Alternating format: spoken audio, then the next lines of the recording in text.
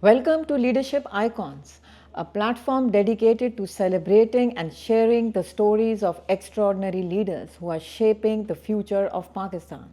This series is brought to you by FranklinCovey Pakistan, whose mission is to enable greatness.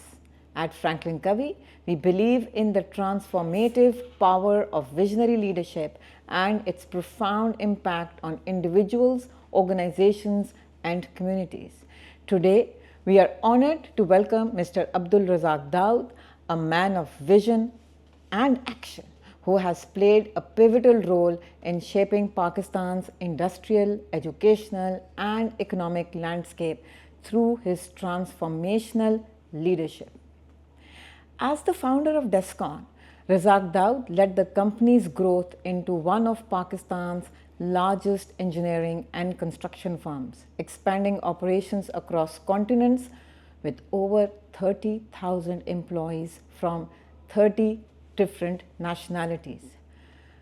Beyond the corporate world, he was appointed advisor to the Prime Minister for Commerce, Textile, Industry and Production and Investment from 2018 to 2022. His leadership was also key in securing the silver medal for the Best Pavilion Award at Expo 2020 Dubai, showcasing Pakistan's potential on a global stage. As the Pro Vice Chancellor and a founding member of the Lahore University of Management Sciences, Razak Dawood's vision for world-class education has shaped the institution into one of Pakistan's top universities, especially through initiatives like the National Outreach Program and the Suleiman Dawood School of Business, promoting access to education and gender equity. He also facilitated in setting up Shaukat Khanum Cancer Memorial Hospital and Namal University. Razak Dawood recently launched Bard Foundation with Bilkis Dawood, his wife, to help talented individuals realize their full potential as champions in their chosen fields. The foundation supports anyone who has the desire to reach the sky and become part of their transformative journey, be it sports, education, or social welfare. From visionary leadership to expanding industries and shaping policies, Razak Dawood has transformed Pakistan's business and education sectors, making him a lasting figure of influence and inspiration for the generations to come. Razak Dawood, welcome to Leadership Icon, sir. Thank you. Thank you very much. So my first question to you is a very, I would say, pertinent question. You have led Descon, you have served as the government minister, you have been contributing towards education and technical education.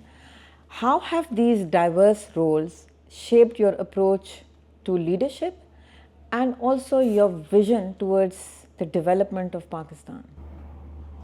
Well, my experience of being in my own business, being in education, and the experience that I had in the government, the one thing I notice is that there's a great shortage in Pakistan, in any area, of leaders who have a sense of destiny. We don't seem to have people who have, or enough of them, who have a vision that this is the direction that I want to go and this is what I would like to do. Basically, a vision of greatness. I've always believed that in whatever you do, pursue greatness. Size is a byproduct. Very true. Size is not important. Is it a quality product? Is it a quality service? Is it quality in improving the lives of people? If it is, that itself will take it to its natural size, natural dimensions, and that is what I feel. Absolutely, very correct. You're talking about the vision, the end in mind. I'm talking about the vision, I'm talking about the purpose of the institute. When you say what is the purpose is basically what is the reason for your existence? Why are you in existence? You're doing it for something. And to me, doing it for just money. Money is a means. It can never be the end in itself. And those people who pursue that money is the end, it will always come to an end. If the end is not making money, but what you can do with it for your society, for your family, for your society, for the community, for your country. It goes in this way. And that is what I feel. We're very clear in Descon what is our purpose. Our purpose is to further our goals in engineering, to bring in technology into the country, to develop certain skills, whether they're skills of designing, whether they're skills of management, whatever. And to be able, when we go overseas, we want to be able to sell corporate Pakistan out in the outside world, wherever we exist. We want people to say, oh, we met a group of Pakistani, they were very professional. The image of the country is not that. So this is our purpose. One of our purposes that and we always tell our executives, when you perform as a professional. We're concerned about safety. We're concerned about the well-being of the people. We're concerned about the quality of our service. So that is my experience up to now as to what are we in business for. There are so many stakeholders. Our suppliers are our stakeholders. Our employees are our very major stakeholder. We have the community we have to support, and through our own Descon Technical Institute, we are, from the knowledge that we have, we translate it into improving the lives of people who need to learn basic skills of welding, machining, millwrights, all these skills. We feel that we have developed so much of this.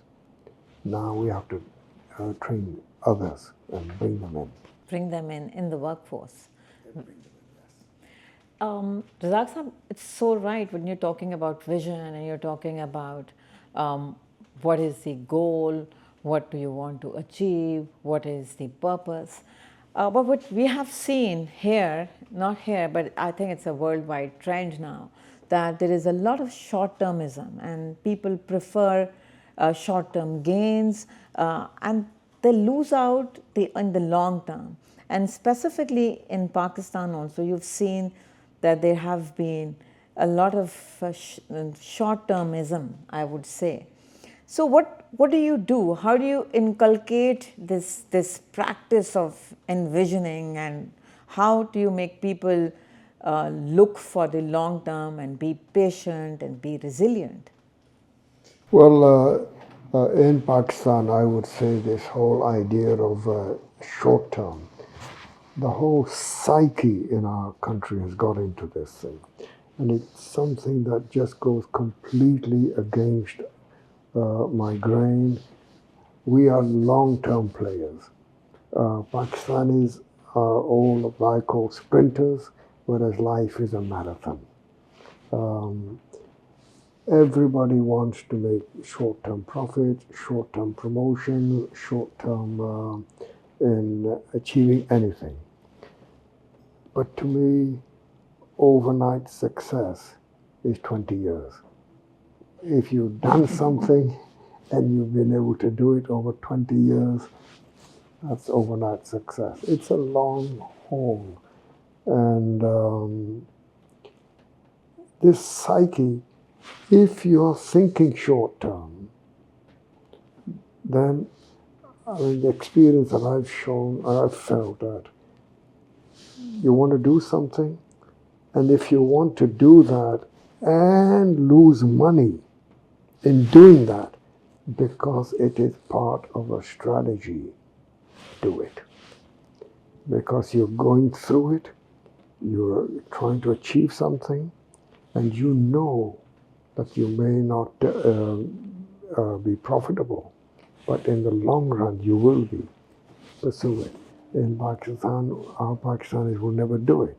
So we don't have great institutions in the large number that we should be having because of this.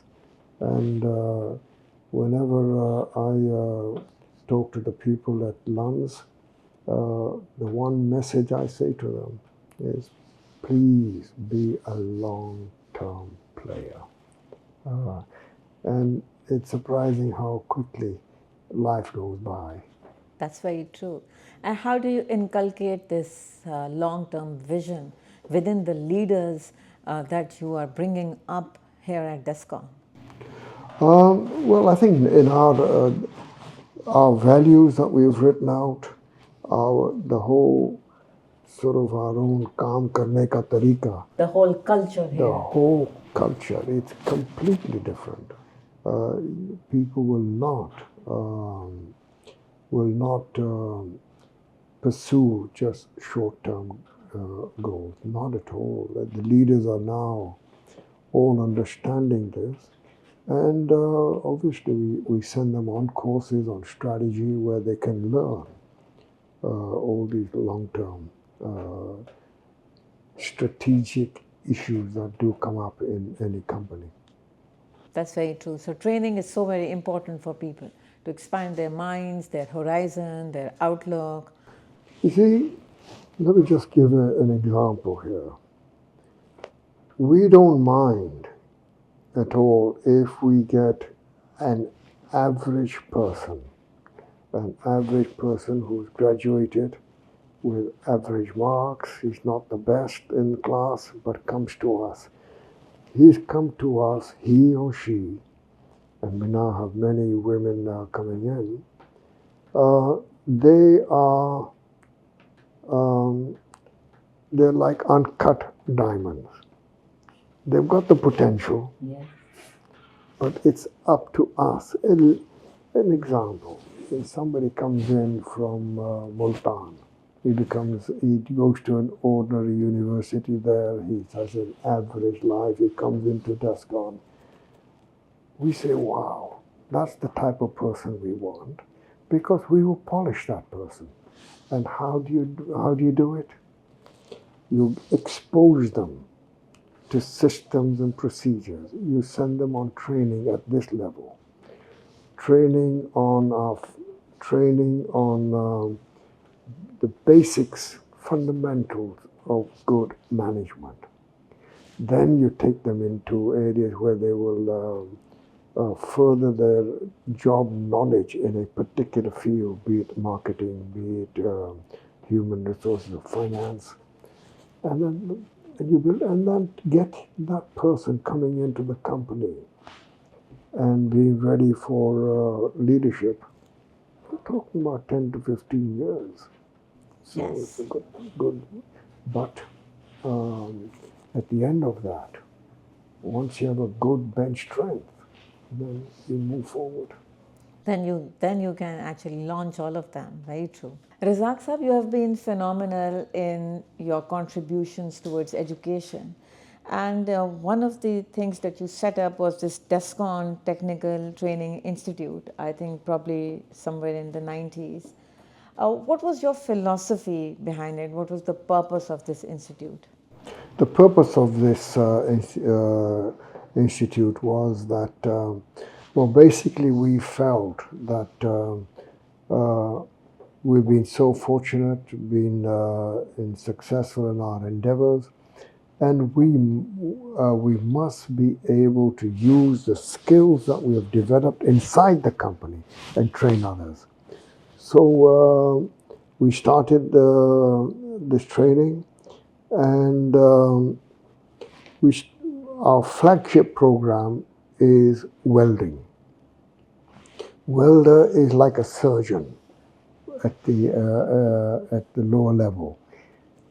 He plays a very important part in any major refineries, fertilizer plants, any complexes.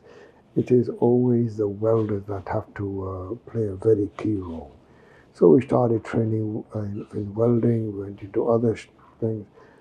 And then we said to ourselves, and this is the most satisfying, why are we training only men and boys? Why not girls? So then we brought in 12 girls, all from the Kasur area, and we trained them as electricians. Wow. And all of them have got jobs in industry.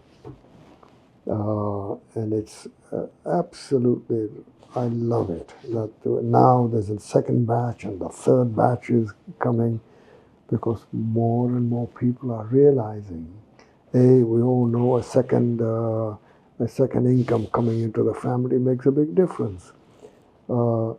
Then we said, some of the multinationals came to us and said, will you train our female forklift operators? Well, of course, we'll make you a program. So we built a special purpose area, and now we're training women. So they can work in the warehouses and control and drive the forklifts. Forklifters. Then we said, well, we're going to go to a higher level. And we now have our first female welder. So there she is in a man's world on the shop floor, and she does welding. So it's a remarkable achievement. We're so happy with her. She's a very tough lady. So now we're getting more and more females coming in. Besides this, another interesting philosophy of we call it DTI. Anybody comes in applying, whether he walks into our admissions office or anybody walks in, if he walks out without an admission, then we feel we have failed. You're very tough on yourself. It's reverse. You know, at LUMS, 100 apply and we can only admit 20. Fantastic. Good. Here, anybody comes, and if we don't admit him, that poor boy, he's jobless. He'll go on the streets, he'll go into drugs, he'll be not being productive. So don't let him go out. Say to him that, okay, here's this scholarship, here's the training, come tomorrow and we start. We don't let them go. And we don't care whether it's a metric pass, metric fail, Artemi Jamaat. Whoever comes. You come, you are now part of us, and we will train you. We have That's amazing, actually. we have a program called scaffolding, which is a semi-skilled. So somebody wants to just do that, do it. There are jobs available. There are so many jobs available in construction all over the world. Are you exporting them also? Yes, we're exporting them. We are sending people now to Hungary. They've come, they want welders, because you see, in Europe, people are now not willing to do these tougher jobs like welding and millwrights and machining. So they're coming to us. They know that we have an organization that can get people up to international standards. So 48 are already out there, and we've just received another 100 that they want. So we'll send them. You'll send them. You know, somebody the other day said, why are we worried about what resources do we have? We have the biggest resource in Pakistan, and that's people, the manpower. Train them, channelize them. They can be useful in building Pakistan or useful in exporting. Why export anything else? Export the skilled workers. And they're and mashallah, they're doing well. They're out in Hungary. They're not in a big town, in a small town. And that's it. That's really, really great to hear this. By the way, nobody knows all the great things that you are doing here at Descon. I think you need to really communicate this to people all around. I find that a little hard to do. I like to just get the job done.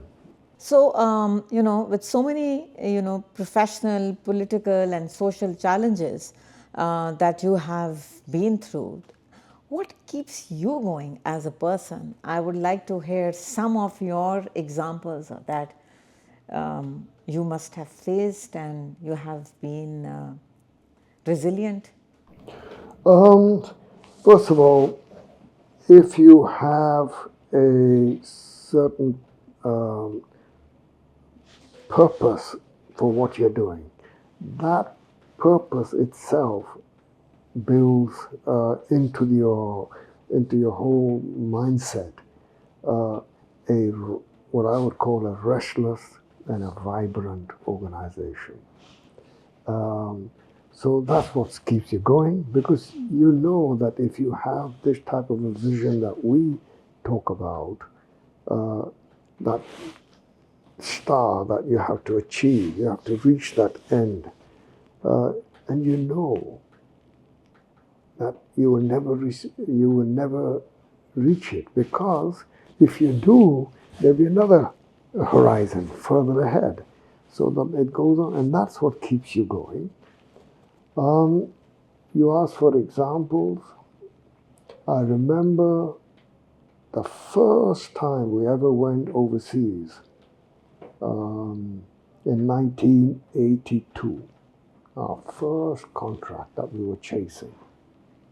And we just said, we want to win that contract. So we bid very competitively, and we got it. And when we got it, we just said to ourselves, well, now we've achieved it.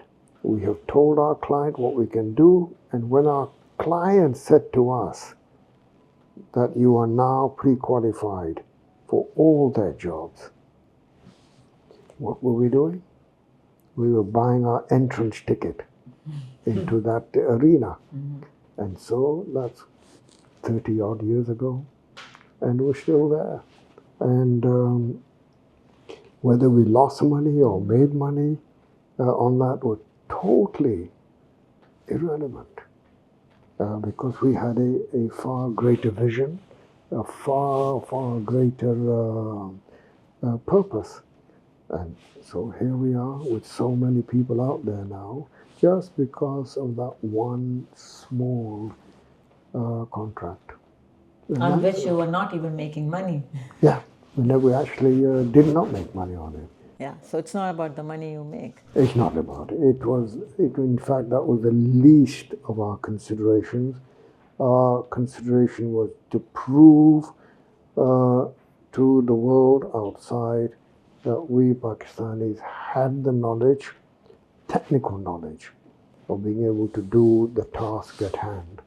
And we did it. And they were surprised. And they did ask me, how did you learn all this? No, we never thought that Pakistanis could do this. But obviously we had it. We have that knowledge in Pakistan. And we showed it. But you have to prove it to them on their ground. Very true. Very true. I love what you say, and I've often heard you saying this, that education and sports are the greatest equalizers. I know you've been very passionate about sports, even about education, and you've played rugby in school. But I really want to know, what was the turning point that actually inspired you to launch the BARD Foundation? Actually, there was no one turning point. Uh, I remember 20 odd years ago, maybe more, uh, we said to ourselves that God has been very kind to us, so let us start a, a what we called at that time a training department. So we started to train welders, fitters in this very premises where we are right now, and so that was the beginning. After that, we moved it grew, so we moved it from here into a purpose facility. And along the way, when LUMS came, we funded a lot of, gave a lot of support to LUMS. So we were doing all these activities, and then we said that we are doing it in an ad hoc basis. Let's collectively put it together in one institution. So that's when we decided that let's, from now onwards, uh, put it into BARD, Education Abdul Razak Dawood Foundation. And so all our activities was directed towards forming this NGO. Then we asked ourselves, well, we're doing a lot of work for education. Absolutely. Now, what do we do? What else is there? And that's when we said, uh, education is an equalizer. What is the next biggest equalizer? The next biggest is sports. A person living in the rural areas, living in the Kachi Abadis, um, may have skills other than just IQ. And if they are there, then why should we not uh, uh, go and get them, support them, help them? And so we said, okay, let's make sports a major activity, because sports is an equalizer. Anybody who has the ability to play football or tennis or squash, whatever, uh, let's try to pick them up. And our objective is very clear. We support somebody up to a certain point. Once we feel that that person has got to a certain level, it's just like we giving them wings, they fly, then we say, thank you, we've done our job. Now we have put no obligations on them. Whatever we supported, we've supported. The only thing we ask is, uh, now that you are going to do well, I hope you will also support other sports people.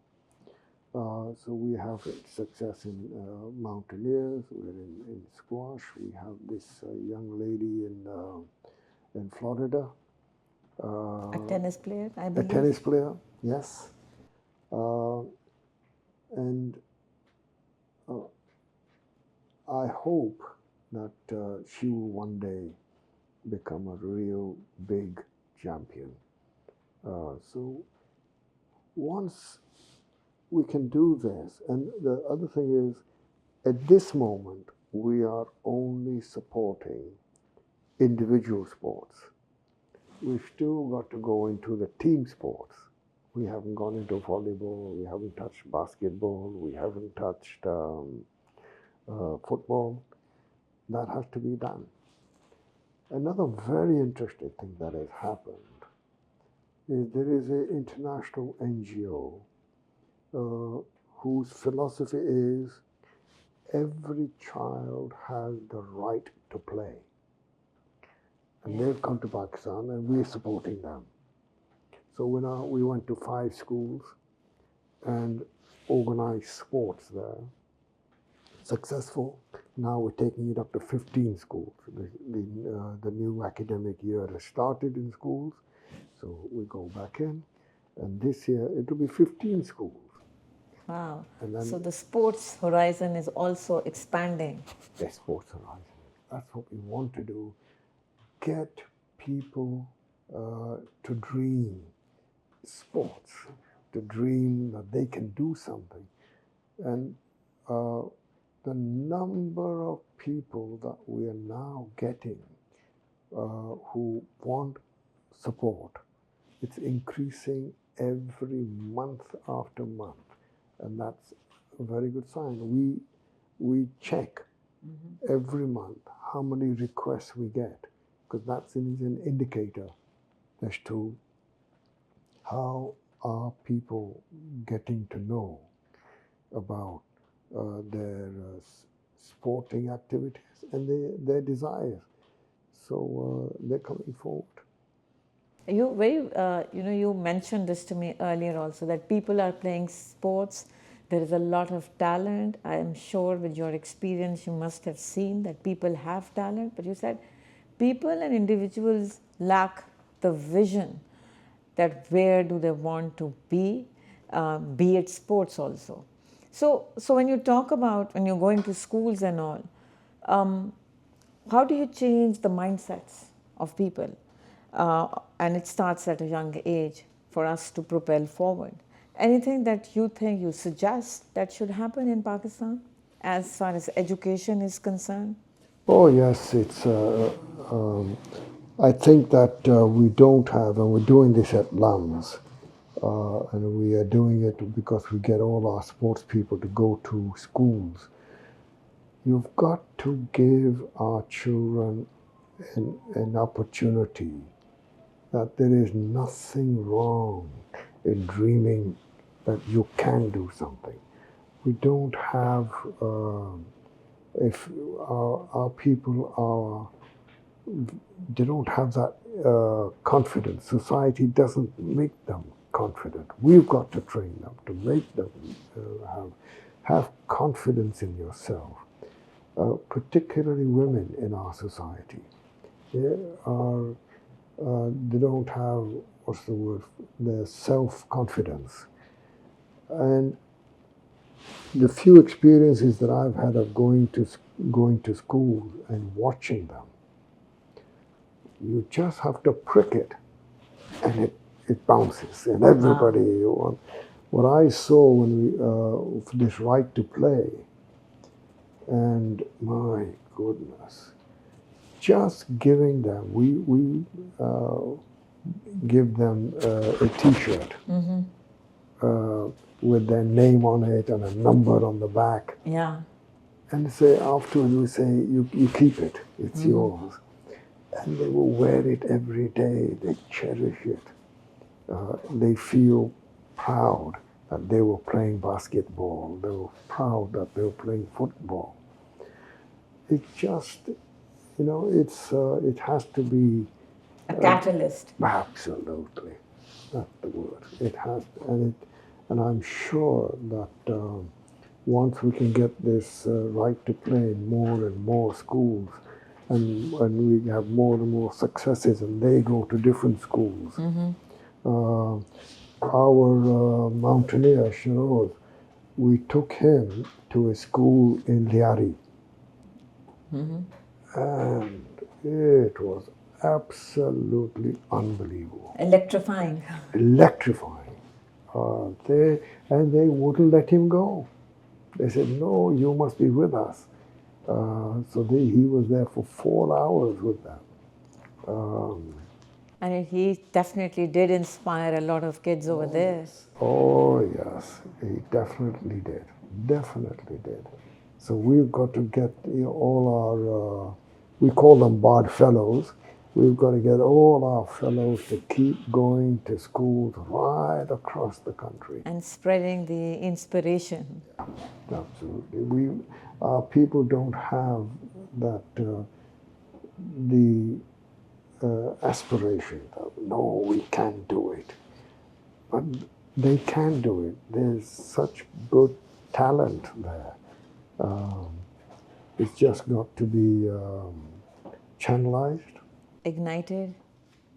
They just need to ignite the talent. And then channelized. And then channelize. And Absolutely, very true. Other thing is, we've got to develop that that mindset, that tough mindset, because when you see the standard that we see at Olympics or in other venues, it's very competitive.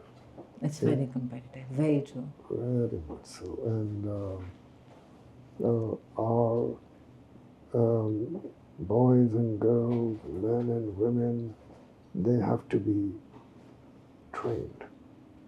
Training is so important. You're absolutely right. I was talking to you and you mentioned, I don't know whether you want to mention it here, but you have been dreaming about sending the Bard Fellows to the Olympics.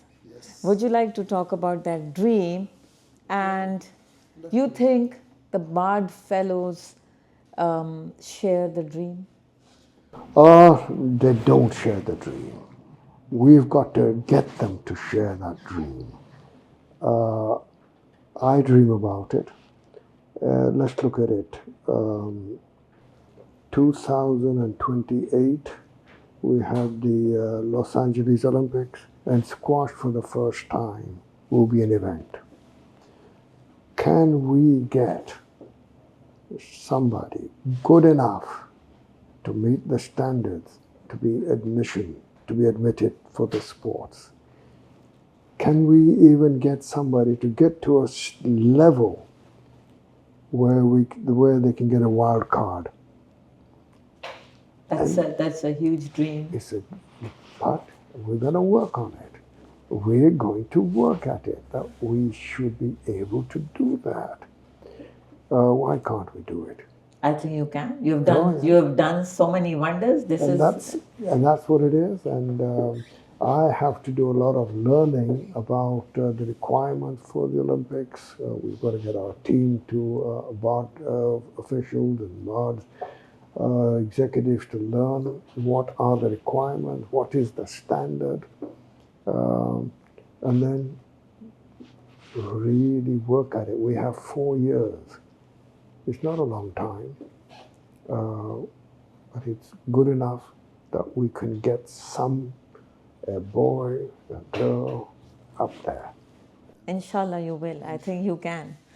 All right, so I have been talking to you and I've been seeing all your trajectory. You are definitely one of my favorite leaders. I've always learned from you. You've been an enabler to so many in business, education, and sports. Looking ahead, what is one key message you would like to share with the next generation of leaders in Pakistan as they face the challenges of tomorrow? Message to the next generation: don't give up.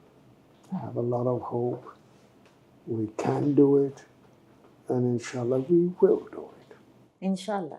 Thank you for such a strong message of hope. Thank you for being here and being part of our leadership icons with FranklinCovey Pakistan. Thank you so much.